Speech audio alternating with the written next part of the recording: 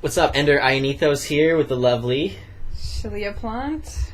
And we're from AwakenIntimacy.net. AwakenIntimacy.net. .net. Go there. Do. So today, just got back from the gym, and Shaleia just finished her Oracle card reading. If you haven't seen it yet, you should definitely check it out. It's in our channel, which you should subscribe to. So today we want to talk to you about conscious relationship.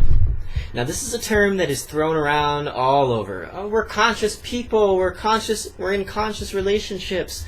What is it that makes a relationship or a person conscious? It's a head scratcher. People, is it that you do oracle card readings? Not necessarily. No. Though Shaleia is a conscious person, and we'll tell you why in a little bit. Is it that if you use crystals? Not necessarily. Though Shaleia does use crystals, and she is a conscious person. What are you getting at? Well, I'm just trying to throw out, okay, not trying to offend here. Just throwing out new agey terms that people are like, oh, they do this, they must be conscious. Just because you see the hot guy in your yoga class doing all these gymnastic asanas doesn't mean he's a yogi. Boom! Key! Well, and especially doesn't mean that he's conscious. Even if he's a yogi doesn't mean he's conscious. Yeah. He's doing an activity that conscious people might engage in, but it doesn't make him conscious. So let's get to the point. What is it that makes someone conscious or makes a relationship conscious? And since we're on a conscious relationship channel, Awaken Intimacy and AwakenIntimacy.net, we're going to talk to you about an example in our relationship that makes us conscious. Well, before we even get to the example, I'm just going to hit it straight in the nuts. Being in a conscious relationship means two people are committed to being self-aware beings and increasing their self-awareness. So, maybe it is for you. You have a personal practice as well. Like, say you do yoga, or say you play with your crystals and play with them. Well, whatever, you use them for your healing. I use crystals, so anyway.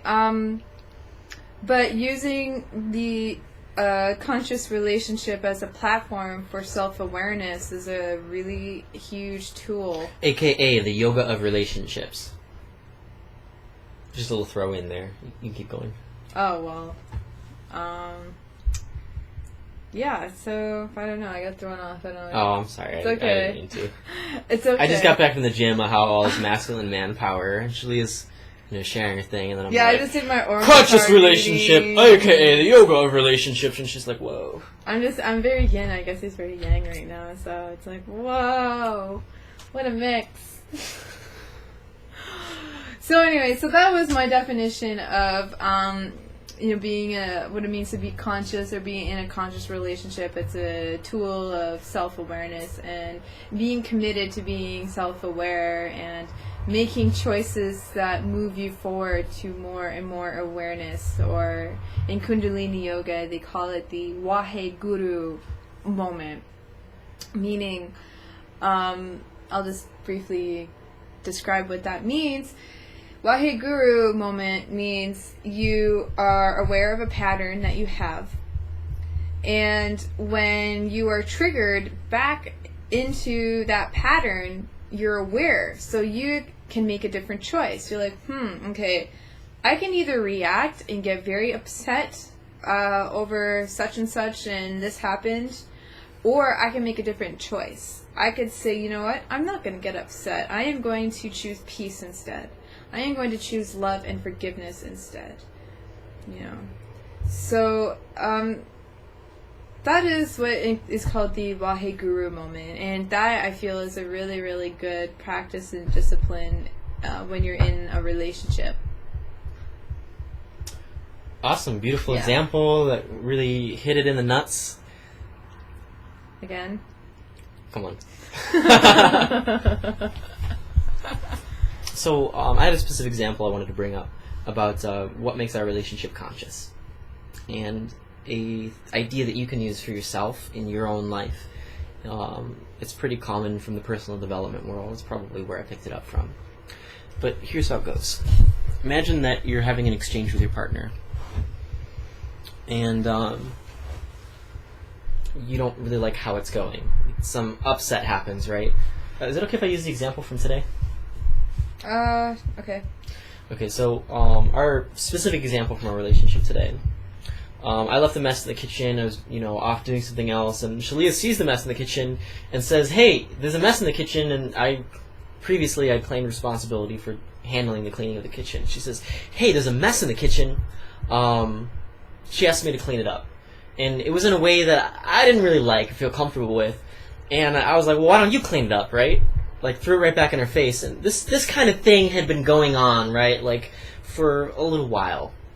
And each of us is okay in our own place, but if we don't like the exchange, if it doesn't feel good in the exchange, we can step aside. Like, after that, Shaleia got upset because, I was not polite in the way that I responded to that, because I didn't like the way that I was being communicated to, but I wasn't really, it wasn't a loving way I was communicating back. Neither of us were communicating in the most loving way possible. Mm-hmm. So Shaleia was upset,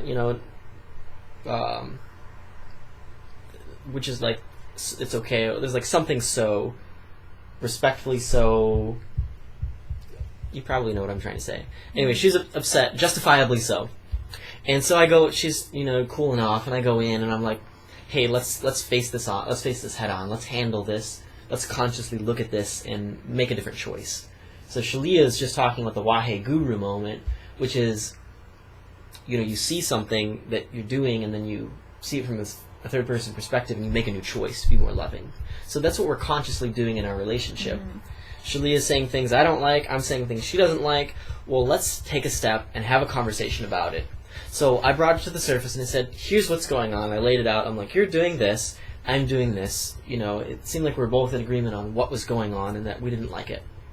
So then we both went down into it and laid it all out. Well, why are you saying this? Why are you upset about this?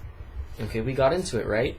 And then I was like, well, I'm responding this way because I don't like the way that you're communicating to me. And I gave her some ways that she could communicate better to me, that would feel better to me, and then we went through it, right? We opened up communication channels, because I knew in my heart of hearts there probably was a better way that I could have approached him on it, but I wasn't sure what that was. I just felt like the direct approach is the right approach, and I wasn't emotional about it. At least in my opinion, I wasn't emotional about it. It's like, hey, your toe is bleeding. You should patch that up. But I don't know. It didn't go over well, I guess. I didn't like that because I felt like she was trying to tell me what to do, or if she was like bringing all this big crap to mind, like it would have been like real quick for her to wipe it up, right? But anyway, we're not trying to like get into our stuff, right? No. So all couples have stuff to work through. And it's okay if you have stuff to work through in your relationship. And so what we're saying is how we're going about solving this issue is bringing it up consciously, bringing it to the surface, and taking a look at it. So this is fresh in our minds because we just started to look at it. We actually didn't even get the chance to finish looking at it, but this is the example that was most prevalent. No, we just needed space from it. So we'll go back to it again soon. Yeah. And actually go through and make the changes consciously, and then put the whole thing. Let me just, So we take the problem, right, which is this exchange. I'll give you a little visual here with my hands. We took the problem, which is this exchange. Shaleia's got her reasons. I've got my reasons. They're now I'm feeling mocked here. Sorry. Shaleia's got her reasons. I've got my reasons, right? We're going back and forth, and we don't really like this. So we're dissecting what Shaleia's doing. We're dissecting what I'm doing. We have all these things that are going on. So we take a look and we're like, these and these are okay, but let's change these to do something different. And then we put it all back together, and then we're here. And we're going about our life. And then once this happens again, there's new supporting stuff. There's new ways that we can go about this. So that she can be satisfied in what she's doing, and I can be satisfied in what I'm doing. And we can move forward in a better, higher manner. Mm-hmm.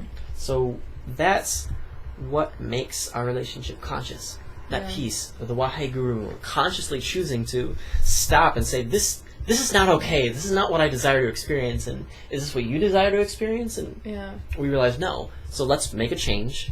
And then we put it back together and we go about our lives. And then when it occurs again, we let it happen a few more times after we made the change to get used to it, right? and then if it flows perfectly, then we let it go, and it's not a problem anymore. It's smoothed out. Yeah. If it still doesn't work, well, we break it down again and figure it out. Maybe we need to break it down even deeper or deeper or deeper. Okay, the reason that I'm responding is because of some other reason that I'm upset about. Well, it was just a tendril of what was showing up here, but it was actually something deeper. So it can get pretty deep and complex and intense, but ultimately this really simple principle is just responding in love. We don't need to get into all that today. We just wanted to say, what is it that makes a relationship conscious? So you've got our two perspectives on what that is. Is there anything else you want to add before we conclude here? Yeah, the higher purpose of why we come why we come together and say, I there must be a better way to communicate, and it's to preserve and amplify the harmony in the household. So I think that's also a very important piece of being in a conscious relationship, is maintaining harmony, inner harmony and outer harmony. So I can go much deeper into the why. We've got the what, okay, the how, and now we're exploring the why. Lots of people think in different ways. Why? So the why is, from my perspective, right? Shaleia is talking about the harmony in the household, what makes it flow more smoothly. Yeah. But it gets even more lofty than that, even more valuable than just harmony in the household, which is super valuable. But once you have harmony in the household, then you have more energy. With more energy, you can do more things. You can raise your vibration, and as you continue to raise your vibration and continue to raise your harmony, more grounded and centered when there's harmony in the household too. That's all I wanted to say.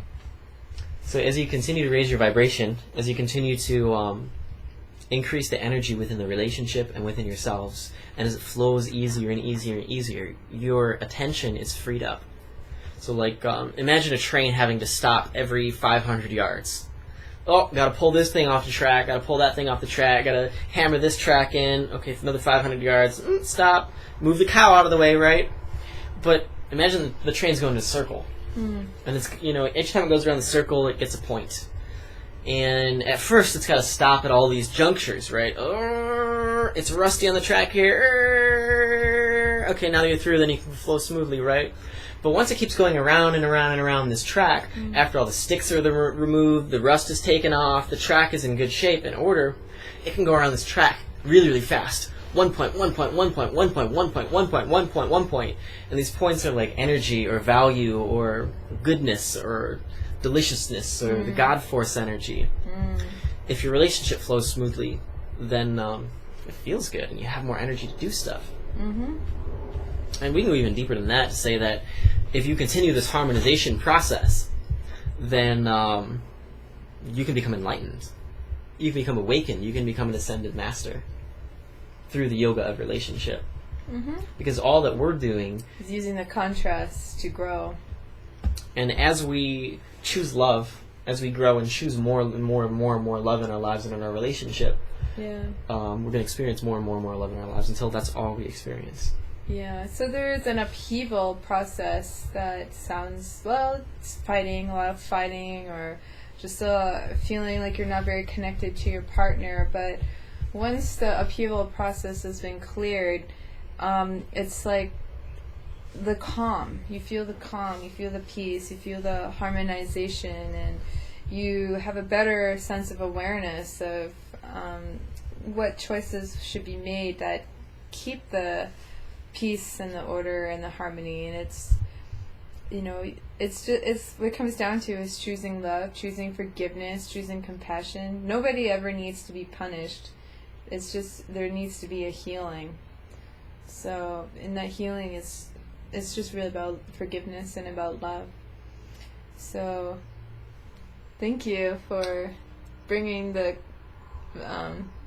question up today, the topic up today. I think it was very handy, and to get clear on what a conscious relationship is and what it isn't.